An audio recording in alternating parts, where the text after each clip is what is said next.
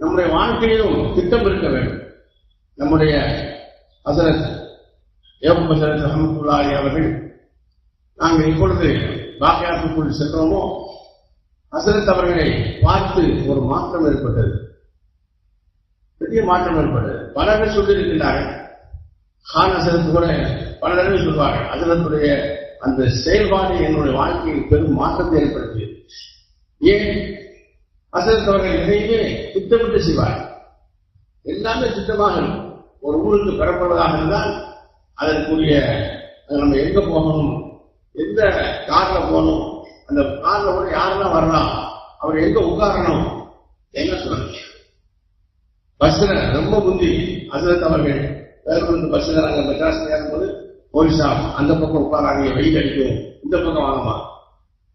ஒரு சின்ன விஷயமா இருந்தாலும் சரியாக அதை திட்டம் போடுவாங்க, எப்படி உட்காரணும்.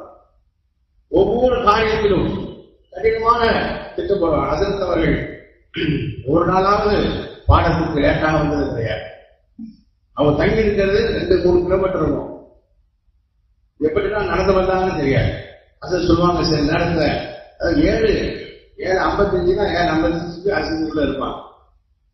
அந்த சொல்லுவாங்க, சுண்ணாம்பாக்கார தெருவில் இருந்து என் செருப்பை எடுத்துக்கிட்டு ஓடுவோம் போலீஸா. ஏன்னு சொன்னா அந்த செருப்பு வந்து அடிக்கும், கப்பல் செருப்பு. மழை நேரத்துல சில நேரத்துல வேகமா ஓடி வந்து அந்த டயத்தை பிடிப்பேன். அந்த டயத்தை பிடிச்சி சரியாக அந்த எந்த நேரத்தில் வரணுமோ அந்த நேரத்தில் நான் வந்துடுவேன்.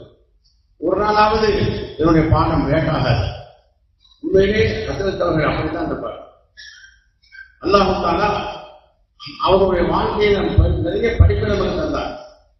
அவர்கள் காஷிவுல்லா அவர்கள் தான் எல்லா பொறுப்பாக இருந்தாலும் நேர விஷயத்துல திட்டமிடுறத கரெக்டா இருப்பாங்க. எல்லாமே திட்டமிடுவாங்க. காலையிலேயே 4 மணிக்கு இருந்து ஆற்காடுல வந்து சுற்றுலா போவதற்கு அங்கிருந்து ஒரு பஸ் பெறப்படுது. அதுல பெறப்பட்டு நாங்கெல்லாம் வர்றதுக்கு முன்னால 7:30 மணிக்கு மாசத்துல வந்துடுவாங்க. மாசத்துல ஒரு நாள் தான் ஊருக்கு போவாங்க. அந்த நாளில் கூட ஹஸரத் அவர்கள் பிரிந்தவரை பார்க்க முடியாது. எந்த ஒன்றாக இருந்தாலும், எந்த ஒரு செயலாக இருந்தாலும் முன்கூட்டியே அதை தயாரிப்பு சரியா சொல்வாங்க. நிறைய விஷயங்கள் தன்னை சின்ன கிதாபாக இருந்தாலும் அதை முத்தானா செய்யாமல் ஹஸரத் ஓய்வு கொடுக்க மாட்டாங்க. கலாத்துல் வாலிஹா உருது சின்ன சின்ன கிதாபுகள் கூட ஹஸரத்துடைய கேபிட்டல் அதை முத்தானா செஞ்சு எப்படி சொல்லணும். புகாரி ஷரீஃப் நீண்ட நாள் அவங்க நடத்தினாங்க.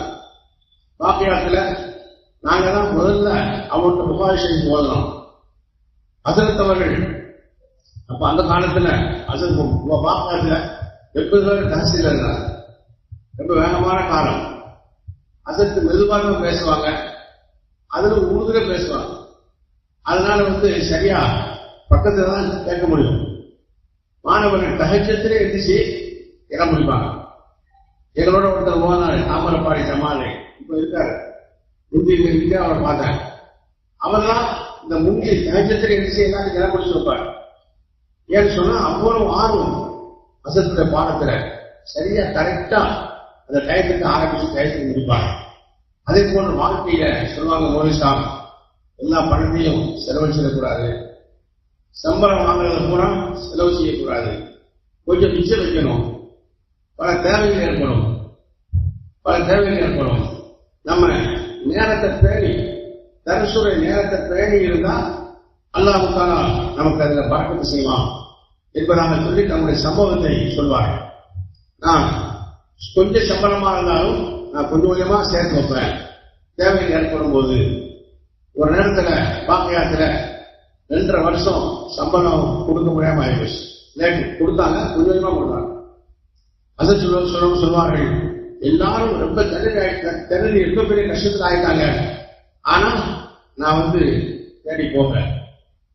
நான் வைத்திருந்த அந்த பணத்தை வச்சு அவ்வளவு நாளையும் நான் சமாளிக்கிறேன். என் முழு ஏற்பாடாக இருக்க போய் அது சரியானதுன்னு சொல்லுகிறேன். எல்லாமே தொழுகையில ஹஸரத் அவர்கள் 5 நிமிடங்களுக்கு முன்பாக சரியாக வந்து உட்கார்ந்துருவாங்க.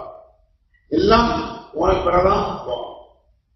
ஒரு தொழிலுக்கு அங்க 8 சாமத்துக்கு போய் முடிச்சிடலாம் அப்படின்னு சொன்னா அது சொல்லுவாங்க, 1 ரக்காத்து 2 ரக்காத்து குடிக்கிறது ஜமாத்து கிடையாது, கரெக்டா சொல்லுங்க, நம்ம போனா முழு ஜமாத்து கிடைக்குமா என்று சொல்வார். ஆக இப்படி நாம் திட்டமிடுதல் என்பது வாழ்க்கையில் ரொம்ப முக்கியமானது.